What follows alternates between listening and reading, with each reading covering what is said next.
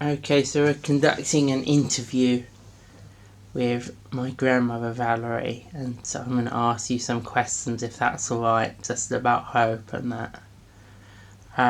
So can you tell me the story of when you first found out, when I told you that I was having a daughter? I remember it was on December the 28th, the same day as my aunt's birthday, and I was in Tesco's buying some books and things. I was looking at some books and things, and then I had a telephone call from Stafford to say that we're so pleased and delighted. Amy is pregnant and she's having a baby, and of course I was absolutely overjoyed to think there was another one in the family arriving, and that was really all I can tell you about the first time I'd heard that. That was the Christmas time on the 28th of December. And you were completely surprised. And I was very surprised, yes, I was because surprised. I think you weren't in the proper place to receive that news. Well, not really, no. I thought I probably would have told me, face to face and not just on a camera, not a camera thing. You'll have to cut that bit out.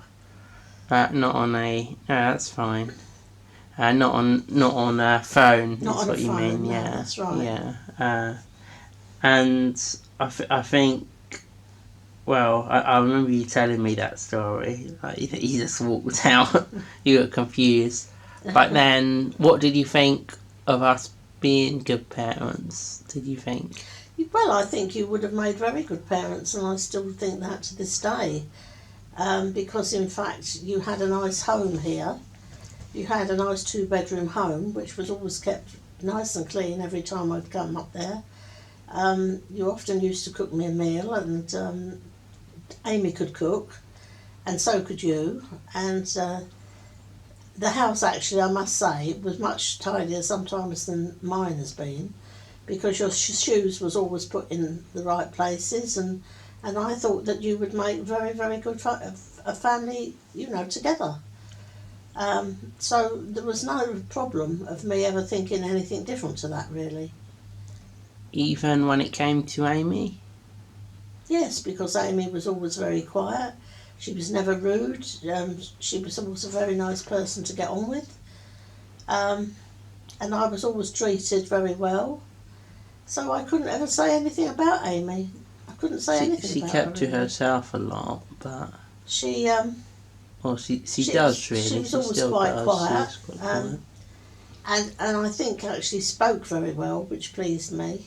And I know it sounds as if I'm being a bit, I don't know what you can say, but I used to like the way she used to speak, and she was quite quiet, and I thought probably she'd had a very good education, but I don't know about her education at all, but I used to think that she'd been educated very well, so she must have had nice parents. So that's all I thought really about Amy. But then obviously it did come up that she had another child who was in care, and we wanted to avoid any sort of dealings with the authorities because of that. Yes, but you see, in my stupidity, I have to say that I didn't know that social services was so, bound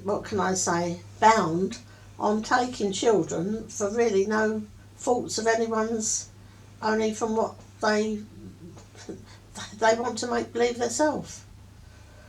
I'm sorry, but should I say this or not? Yeah, well, if you didn't know, that's what you can say. Yes, I didn't know that. I didn't know anything about that, really. And I thought if they'd had any problems having the first child, which clearly she did have problems having the first baby, I thought that with the second one that they would have taken care of her and Stafford, and the baby would have been absolutely fine. So that's all I can say about that. I didn't know there would be any problems of them wanting to take the second child away. But clearly, as I've gone on, I've realised there's a lot more to this than most people would imagine. It's quite common if one child is in care that they'll take a second. Well, and a third, and a fourth. And you can keep going on and having another one and thinking, this time it's not going to happen.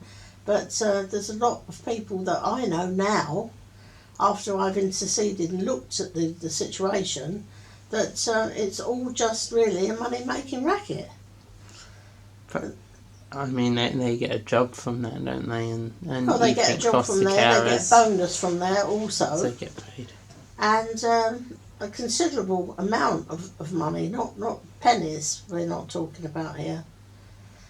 So, I mean, as you went along, Amy was absolutely fine. She didn't need any help as regards... But we'll stick on, before we get further along, we'll just stick on that. Obviously, I felt pressured by everyone, apart from her, that we should call midwives, Yes, and even I told you to call the midwife. And my father as well, he said that.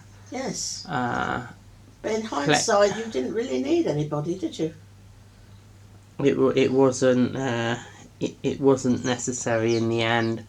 And obviously we then moved to Ireland to get away from social services. Do you think, in hindsight, that was the right move or not?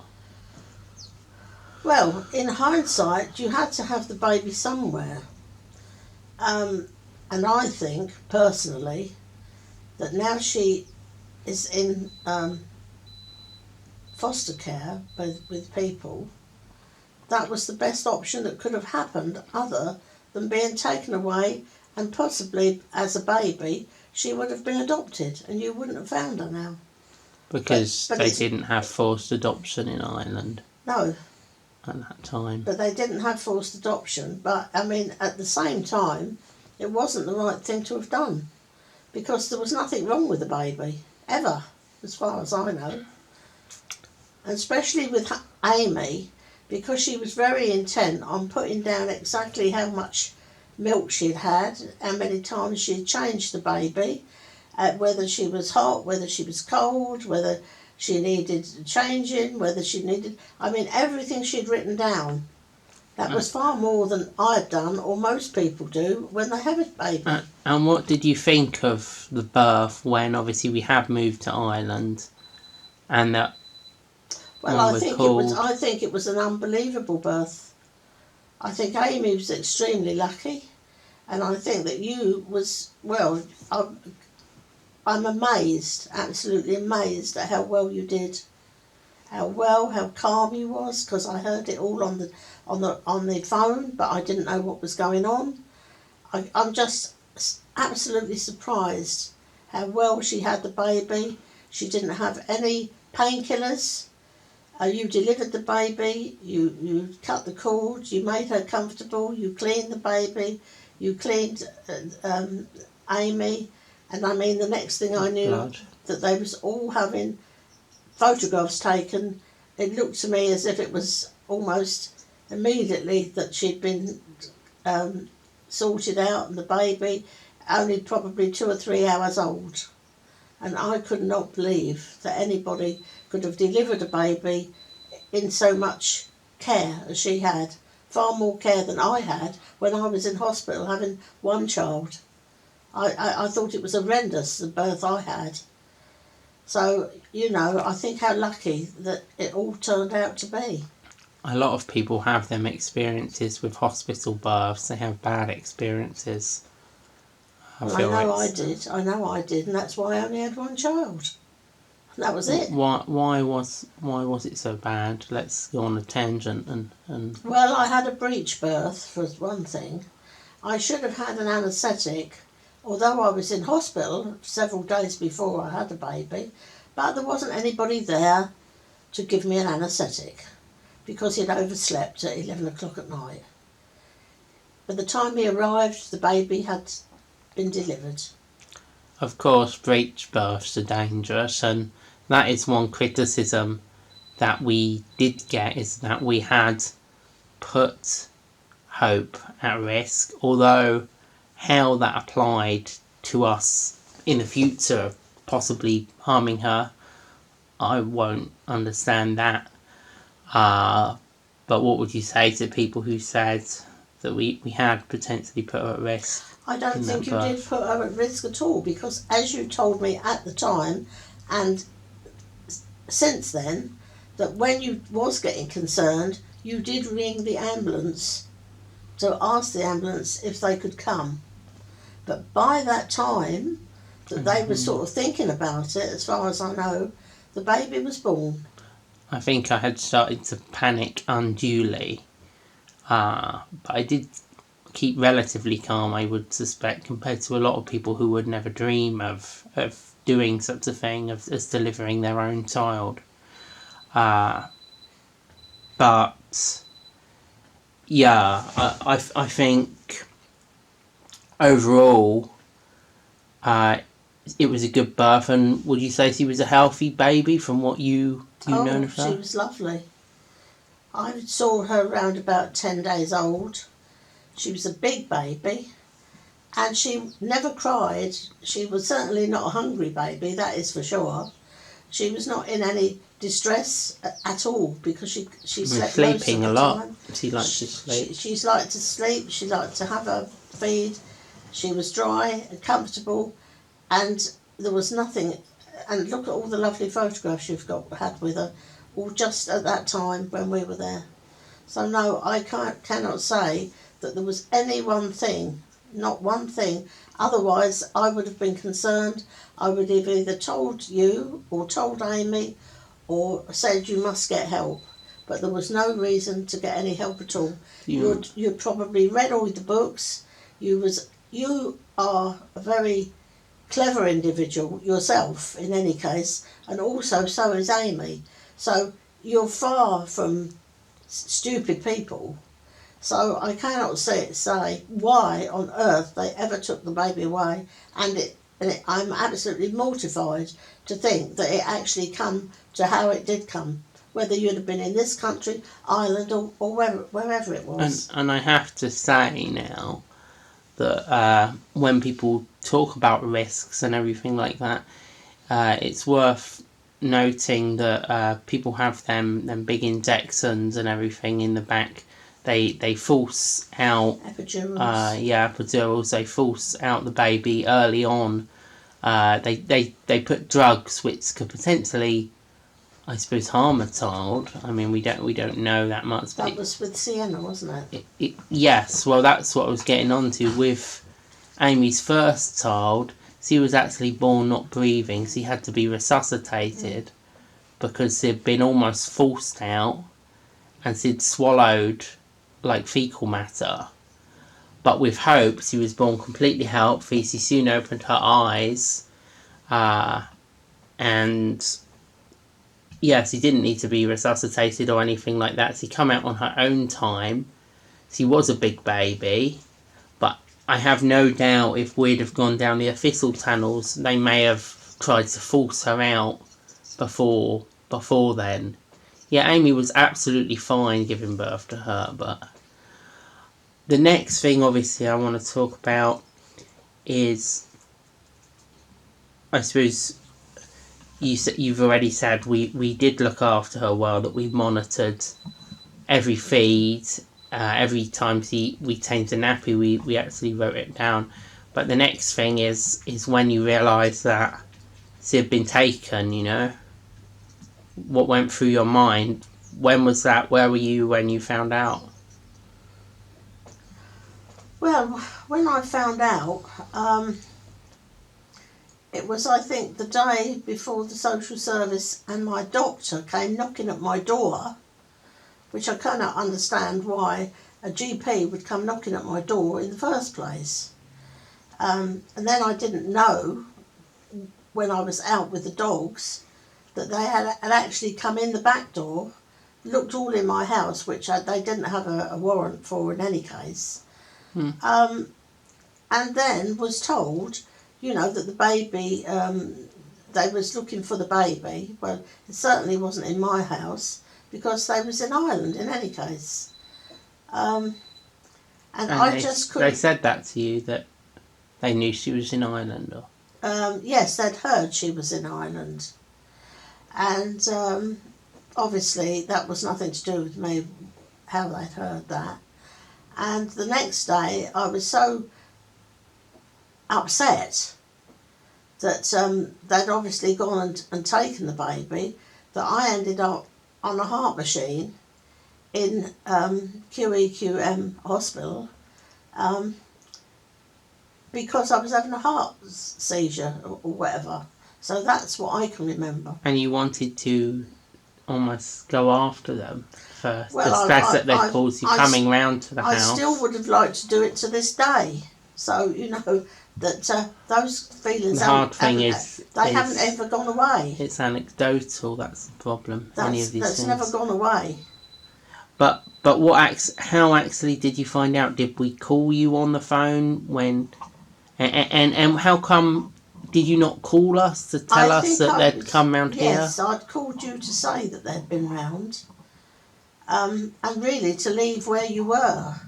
But we didn't answer, did we? You didn't answer, and that's what really worried me terribly, because I knew then that they would find you, or they knew where you were, and it was just like, you know, a cat putting its paws into a goldfish bowl.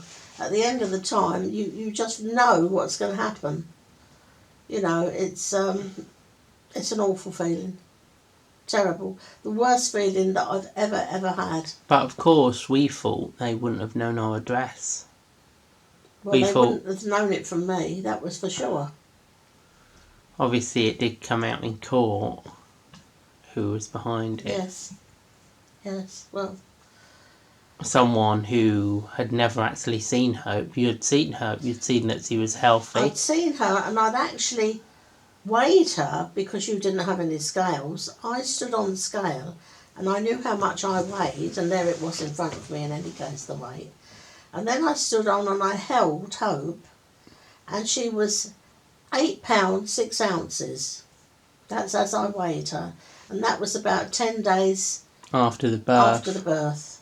So she was certainly not starving in any situation. But so there was nothing really for me to worry about at all, not as far as you were concerned. You had a place out there to bring her up. You had a 1-bedroomed flat. It was, unfortunately. But it was all nice, clean and tidy, and you could have had her there and brought her up until you'd have got something else, which now you have got, but that wasn't then. And then in terms of, I suppose, court and everything, the aftermath of how it was treated. Well, there wasn't any one thing right. That's all I can say.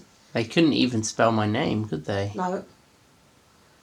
You were tasered in your own home, which I think is the most disgraceful thing I've ever heard of. And they pretended to be paramedics. Yes, they pretended to be paramedics and they were police. To gain entry to the house.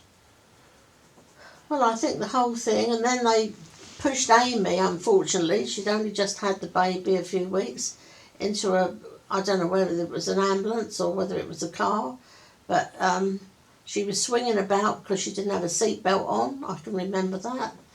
I remember that when you went up to some hospital to see if you was normal or not mentally retarded or something, I don't know how they wanted to try to we hadn't committed any crime, so they had to. You hadn't done anything, only minded your own business. But yeah, what then? Do you not remember what they said about me at any of these places? I can't remember exactly the words they used. You can probably remember them more than I can.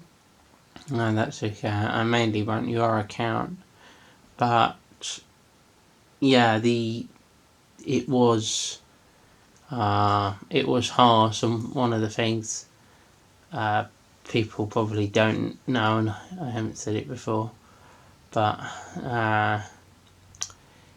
well, they obviously lied about me in court and that, but yeah, Amy must have been so terrified she actually wet herself at the time, when they were restraining both of us, you know. These great big men, you know, come in. You mean bully boys? Yeah, plenty of That's them. right. Yeah. That's right. But you would be scared. But yeah, so that's a story of hope, and that's your story of, you remember I shall never forgive them as long as I live. being excited when she was first born. You didn't sort of believe about what social workers were doing, but then I when never you did. realised, I you never sort did. of, when we'd sort of told you what they were like, and when Amy had told her side, you did say, like, maybe it's a good idea to move to Ireland.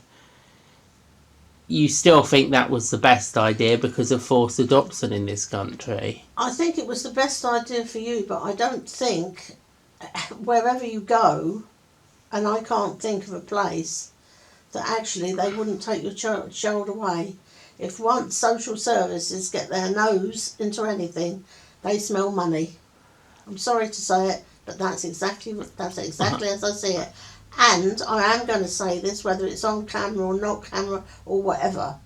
The people that should have their children taken away, they seem as if they don't want to take those away because they can't get rid of them as quickly as they can small children or babies. Well, babies are good money because a lot of adoptive or would-be adoptive parents, they want a blank slate, something that they can impose themselves on. They're the parents. They're going to be called mum and dad or whatever.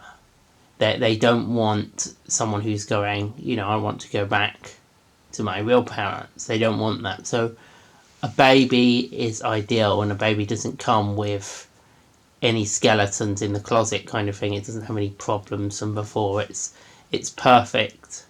That's what they want. And it's So I see money, what you're saying. extremely good money. Well, of course. Thousands. Of course, it's an industry. Like most things are an industry, and It's profit loves tragedy. It's still carrying on, and it will carry on like that until somebody actually can break the judges from and the little crew of people, like some of the police, or well, all of the police as far as I'm concerned, when they're told to take a baby away or go and get it, they do it. They don't care what state you're in or anybody else is in. And my grandson wrote a letter to the judge, and he didn't even want to hear it read. So, you know, this country, Ireland, or any country that I can think of, would be treated exactly the same. And why do you think that is? Purely because they've got away with it in the beginning, and because it is so corrupt, all of it, and it is all to do with money. And the courts are secretive, and there's gagging orders, Yes. so you know there's hardly any chance of it ever coming out, I suppose. And they've been fighting for ages and ages on all of these demonstrations, but you know, nobody is listening because nobody wants to know.